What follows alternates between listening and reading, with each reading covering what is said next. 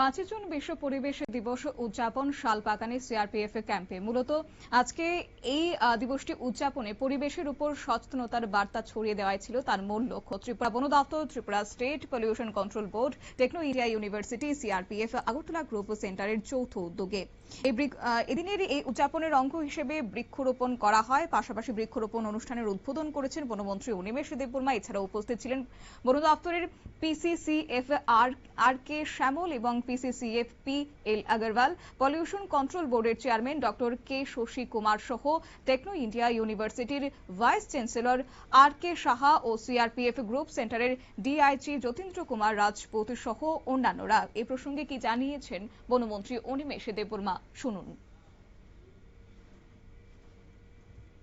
Great opportunity to observe together with CRPF forces here in Agartala. They are very disciplined force. When I was interacting with Yatendra Kumar, I was inquiring that what was this area, what they do, what really this center is catering the need of CRPF forces. He was explaining beautiful place and very disciplined people. The way we are facing challenges today in forest department, I think we can take the help of CRPF.